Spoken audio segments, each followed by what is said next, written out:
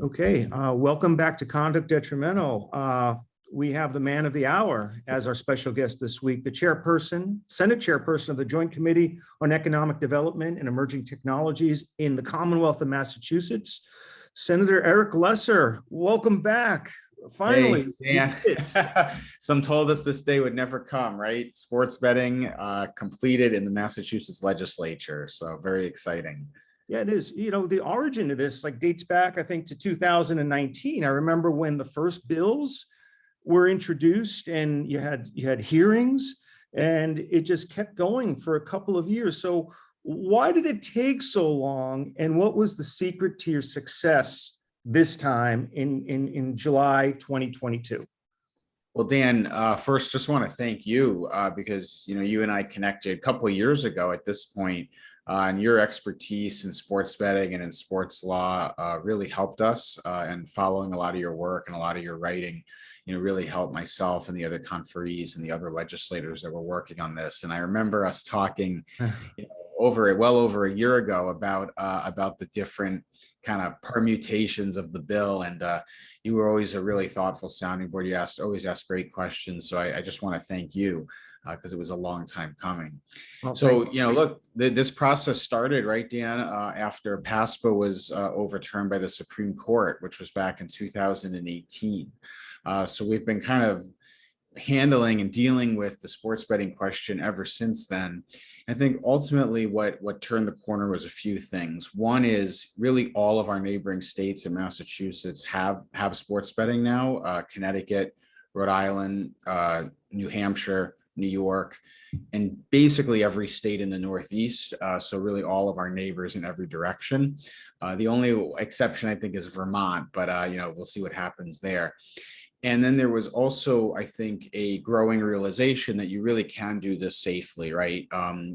We have a lot of members in the Senate who are concerned about gambling and concerned about addiction, concerned about the impacts of gambling and addiction. And I think the more that time went on and the more that other states, we could learn from, frankly, and see what works and what doesn't, and the protections around it were really key. So I think we ended up with a great bill and a really great product for consumers here in Massachusetts.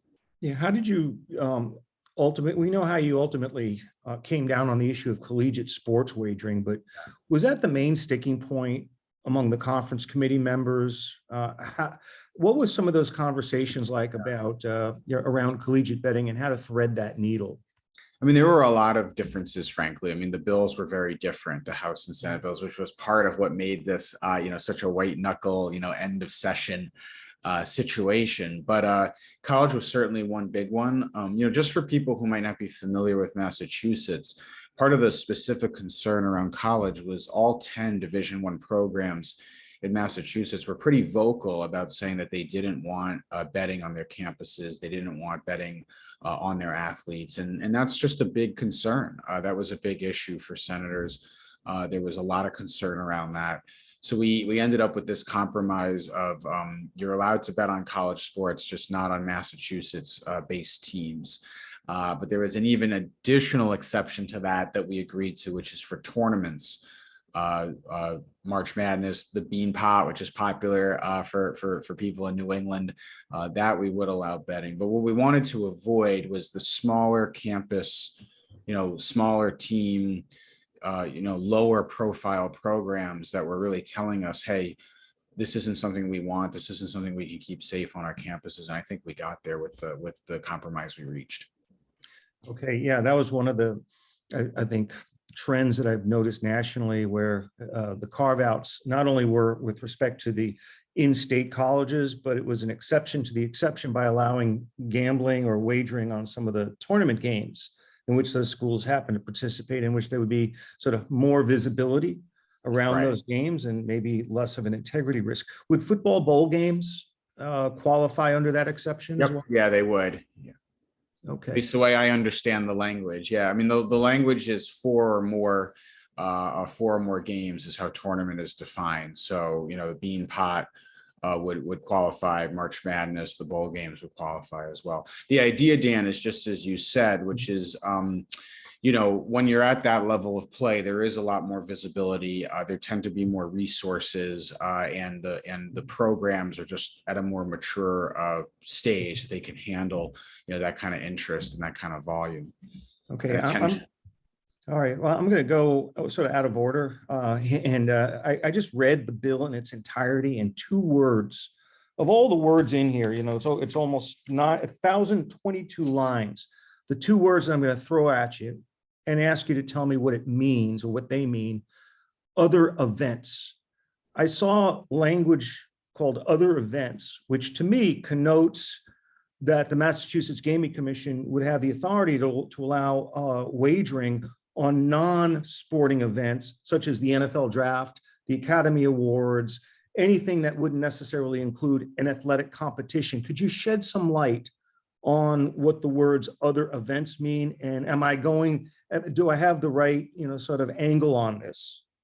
Well, I think that that's pretty far afield at this point, frankly. I mean, the idea was some of these unresolved questions, people wanted to get a bill done, would now go into the hands of the Gaming Commission. So it does leave the door open for potentially other, not just pure traditional games, but other, other items, other events, so to speak, that could be wagered on. But that's up to the Gaming Commission. So it's going to be one step at a time. I mean, the sense we get from the Gaming Commission, obviously they do their own thing, they're independent, but the focus is really going to be on getting the core pro sports games up and running, getting the collegiate that's allowed up and running, and then working with obviously both the brick and mortar and the digital vendors to get that going. But there is a flexibility there for potential expansion at the discretion of the Gaming Commission. Same thing with esports as well. Yeah, I was going to mention esports. Yeah, I mean, that was, so the Senate bill did not include esports, and the Senate bill was more restrictive in terms of other types of wagering that could happen. So the compromise there was, we're gonna give the Gaming Commission some discretion. And by the way, the legislature has the prerogative to step in, and adjust that in future sessions as well. So, that part of the bill, I think, was intentionally left to give some flexibility. Yeah, you've entrusted the Gaming Commission with a significant amount of heavy lifting.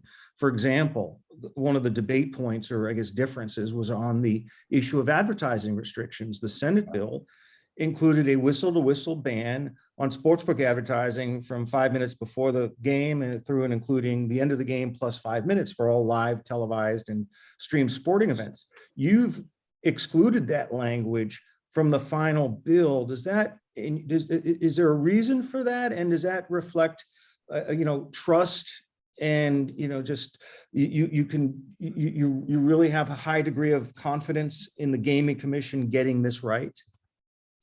Yeah, so there were kind of 2 key things that were really driving the idea behind the advertising restrictions. One was a very, very strong feeling among the senators that children and anyone under 21 should not be targeted or exposed to excessive advertising. I think all of us can agree with that. The betting is legal at 21 and older, and we really wanted to avoid targeting or even sort of vaguely, frankly, targeting minors or people under 21. So I think we achieve that because the language that is in there is pretty explicit about advertising targeting people under 21. The other big concern that a lot of senators had was disrupting the experience of sports. You've seen this in Europe, you've seen this in other places where the advertising is totally unrestricted. It becomes very disruptive. It's on people's jerseys. It's people are constantly bombarded with advertising.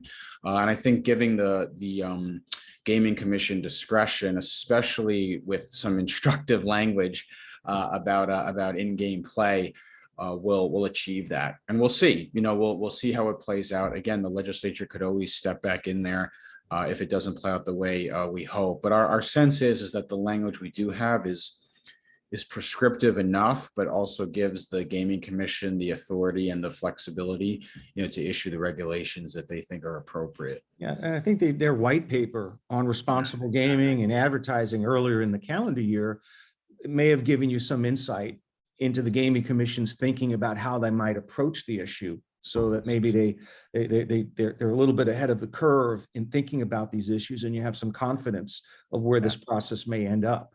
We have a great gaming commission in Massachusetts. It's very professional. It's very well run.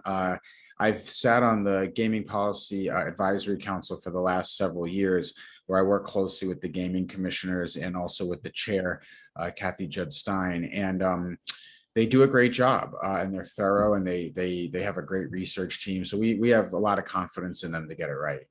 All right, now let's go to the number of licenses. I see, you have three different categories or classifications. How many overall mobile sports betting licenses are there, I guess, authorized under the current bill? I mean, I don't see a specific number, but when you add up 1, 2, and 3, where do you end up today in terms of mobile sports betting licenses? Well, it's a little bit hard to give an exact number because there's a whole bunch of different ways people can get a mobile license. There's a standalone mobile license, and we allow up to 7.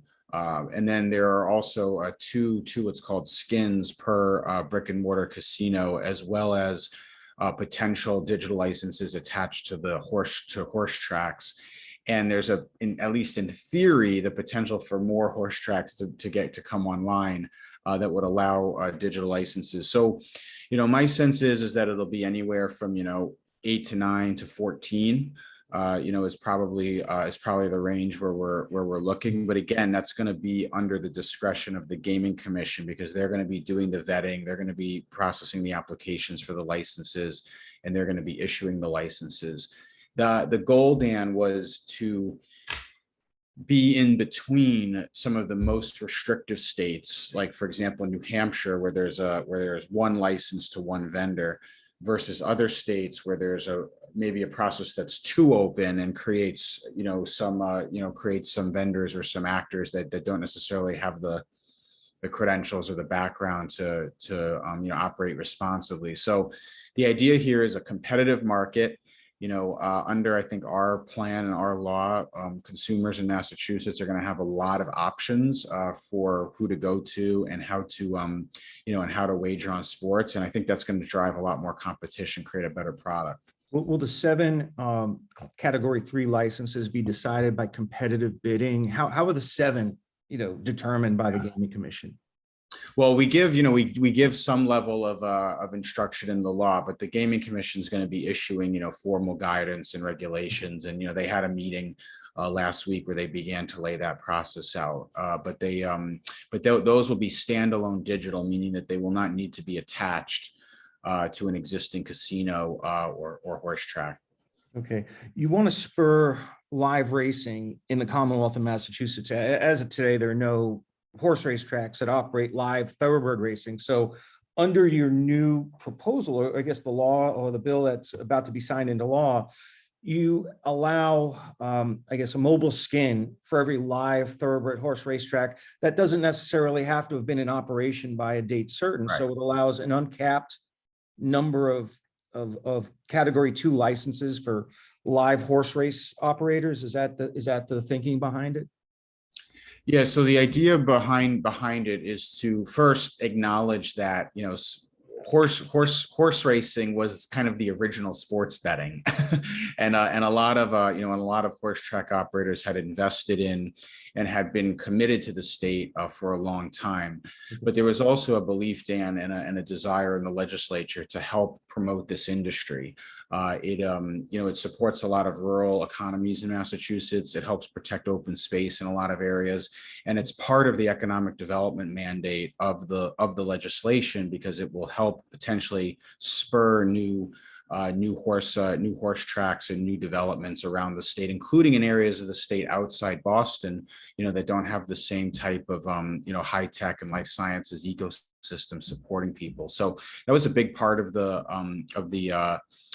bill, and also there were several bills in our committee, that touched on sports betting that included the horse track consideration. Okay, last question. I know I've got to let you go for another call. I want to turn to the future. The bill provides for 2 studies conducted by the Massachusetts Gaming Commission, one of which would be devoted to promoting the inclusion of minority-owned and women-owned businesses in sports betting. And the other study, which is, I guess, related, is the notion of bringing kiosks, sports betting kiosks, to retail establishments such as bars and restaurants. And I see that as a growing trend nationally. I know in Ohio and Maryland, and those are two states that allow betting at stadiums, arenas, restaurants, bars. Arizona included as well. Is this study committee with an eye towards sports bars, or could we possibly also be looking at professional sports venues as being folded into future legislation? What's the scope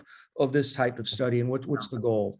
Well, we'll see where the study leads and what the commission's recommendations are. But the goal here was twofold, Dan. And actually, a lot of the advocacy for both those measures came out of Western Mass. A colleague of mine, Orlando Ramos, a state representative from Springfield, and also Senator Adam Gomez, a colleague of mine from the Springfield area, who's in the Senate, really championed those two provisions. So first, on the commissioner on minority and women involvement, it was really an acknowledgement that this sector is, has some work to do in terms of promoting more diversity and including more minority ownership, especially in the licenses.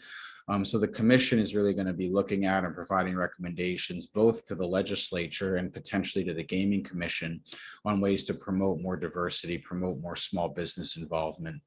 And then the second one on the kiosks, I think the main goal there was to think through how to help include local businesses, local restaurants, local sports bars, and some of the benefits of this new wagering industry. Because as we've just described, Dan, the brick and mortar casinos, which are mega companies, often publicly traded large corporations, and many of the digital licenses also are going to very, very large companies. There was just a feeling in the legislature that we should try to be proactive about including small businesses. And so that was really the idea. The kiosks at venues certainly could be part of it. I know obviously in Washington, D.C., we've taken a look at that. What Ted Leonsis and others have done in D.C. There's certainly been a push in Massachusetts to try to include the stadiums and venues themselves. So we'll sort of see where those commissions lead. But that was the idea behind both of those provisions. You may be back at it next year, trying to effectuate the recommendations of the Gaming Commission. Could we see another bill in 2023?